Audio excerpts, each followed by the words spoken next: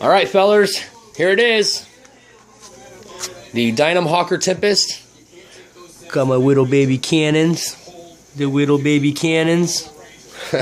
They're so cute. They were actually quite devastating in real life. You came across a couple of Hispanos shooting at you. You'd fucking know about it. Hold on a second, guys. Dynam does this. I don't know why they just don't hook up the little pieces to them. They run the lights in with just these single wires, but they don't put the fittings on it. So you actually have to go and take the fittings, put them on, and then plug it into your receiver to get the lights to work. I don't understand why they just don't put the little plastic piece on there and do it for you. It doesn't matter because I wire them together. That way they stay on all the time. I do the same thing to the ME262. These Dynam planes, they're set up a little differently. It's they're good quality planes, but almost a little half-ass-ish,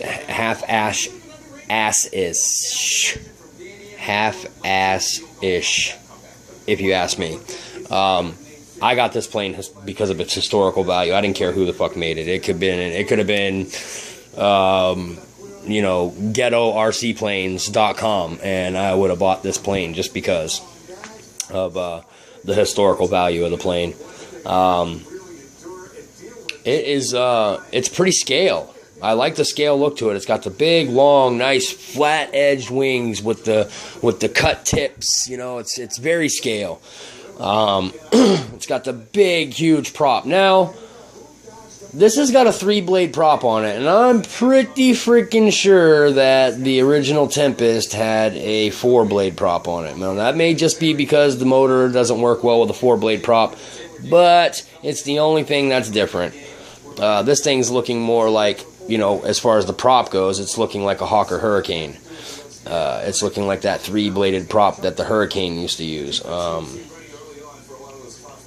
Oh well, it's okay. I'm pretty sure, I'm going to have to double check, but I'm pretty sure that the Tempest had a 4-blade prop. I'm pretty sure it was 4 blades, and it was a big, gigantic prop. It was huge. I mean, when they took off, I think there was only like 1.5 to 2 feet of clearance from rubbing the ground. That's how close that prop came to the ground. A really, really big prop on these Tempests and the Tempest 2.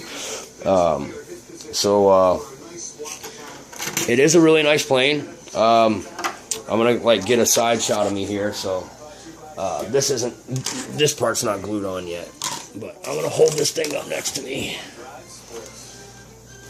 so you guys can see. Oh, sorry, I'm not promoting cigarette smoking. That's bad. Cigarette smoking is bad for all you kids out there. Do not smoke. But as you can see, it's pretty big.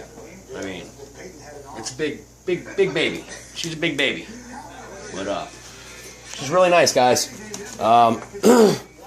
If you look at it compared to the F-16, I mean, it's as long as the F-16, if not longer. It's actually longer than the F-16. The wingspan's longer than the F-16 V2. So, big plane. I haven't hooked the electronics up or hooked up the control arms yet. I just kind of put it together, get a look for it. One thing that I did notice is that this fan unit, there's little holes inside of the bracket there, down inside of there where the motor is. And on this little plastic piece, you got to put this plastic piece on first, and you got to get it in there, and you got to get them into those holes. Now they go into those holes snug, so you have to tighten that bolt down and actually watch to see if the pieces are sinking into the holes. At first, I looked in there, and they weren't in, so I pulled it off again, and I kind of sanded around the edges of the little divots there. You'll know if you get one. You'll know what I'm talking about if you get one. But you have to. They have to fit into those holes that are on the shaft coming out there, and then once you start tightening it down, they'll start sinking into those holes, and then you tighten it down until they're completely sunk in, and then getting the blade on here just right so that this cowling fits on. There's a certain way that this blade has to be sitting on there in order for this to go on the right way. So as long as you do that, you're fine. I think I'm going to add some plastic down here to the bottom because I can see that that's going to be a really sensitive spot, because when it lands, I know that these planes like to go nose up and go into the ground.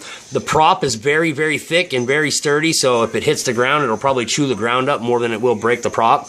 It comes with an extra prop over there anyways, but I'm going to throw some plastic on the bottom here of this thing, so that way we don't chew up the foam if she decides to dig her nose into the ground on a landing. I don't plan on landing this on grass. But you never know. Shit happens all the time, and you have to bail out quick and get the thing down on the ground. Battery wears out. Something happens. Things happen all the time. Things go wrong. Another thing that I am really mad about right now with the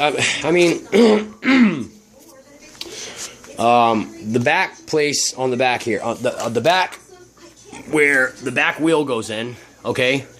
They put that damn nut in there, that little screw hole nut. Where is it? Right there.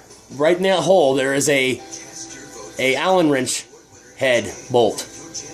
And they've got that damn thing in there so freaking tight that when I was trying to take it out, the fucking thing stripped. So I don't know what I'm going to do. I have no idea what I'm going to do there. I'll probably just grab a fucking drill bit, drill that hole out, drill the screw out, and then find another way of just securing it in there. Maybe with some Gorilla Glue or something. I don't know. I'm gonna have to yank apart the fuselage to grab that piece out of there, and it's a little bit of an intricate system back there where that ties into the rudder. So honestly, I'm good with it. Whatever, I'll figure it out. If I have to, cut some of this back thing off here, so that way I can just glue it in. I don't even care. I can glue it in. I think it's going to take most of with the prop plane, I think it's going to take most of the pressure on the front wheels anyways when you land. And then when the tail comes down, the plane's pretty much slowed down. So I don't think it's going to take a big hit. But if it does, the worst thing that's going to happen is the glue's going to come loose, the wheel will fall out. Big deal. I'll just grab it, glue it back in again. Eventually it'll have so much glue on it that there's no freaking way it'll fall out. So other than that, pretty decent. I mean, not bad. I can definitely see the quality difference between the Dynam planes and the free wing planes. The free wing planes and the FMS planes it's night and day. I mean, really, it's night and day. Dynam's just not on the same level. The quality assurance isn't there. I mean, just the fact that nut was put in before it gets to me, I mean, that's telling me. So why put that nut in there? Why not put that in the baggie full of nuts and bolts and spare parts and shit? Let me put that bolt in.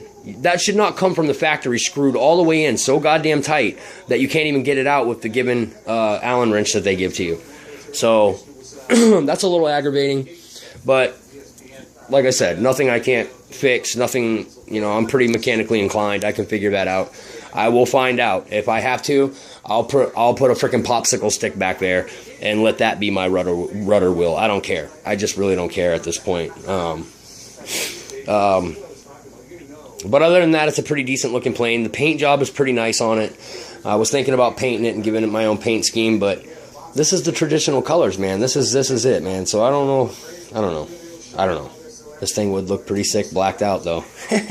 Blacked out, but leave the stripes. Leave the American stripes, or the Ally stripes here, because the Ally stripes were a way of the Allies knowing the difference between them and the enemies. I mean, sometimes later on in the war, the Focke-Wulfs actually started putting stripes on their wings so that they would confuse them a little bit and they wouldn't get shot at, which was kind of funny. But the Allied stripes look pretty cool. So if I actually started black from here out and black from here in, and then black in the fuselage, and then left the stripes on the tail, it almost looked like freaking Beetlejuice, but I think it would look sick.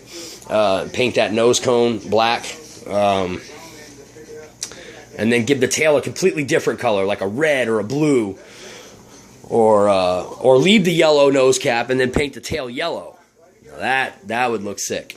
But anyways, guys, I'm gonna go ahead and cut this video down. This is the Dynam Hawker Tempest. The Tempest 5, complete build. Took me about 20 minutes, and I took a couple smoke breaks in between. So, I mean, literally, it probably took about 15-20 minutes to put together. And it went together pretty nicely. So, no big complaints. It's a nice plane. I like it. I can't wait to get out and fly it and start learning how to fly prop planes. And I think this will be a really good one to start on because it's got a lot of wing surface, which tells me one thing. It's going to glide very nicely. So, big, huge tail fin too. Big, huge tail elevator paddles. I mean, it's just gonna. I think it's gonna go pretty darn nicely. So, that's the end of this video, guys. I just put up a video on the unbox. This is the video on the finished and completed bird. So, I hope you guys enjoyed it. Look forward to getting out and flying this and showing you guys some prop planes instead of just jets all the time. Later, guys.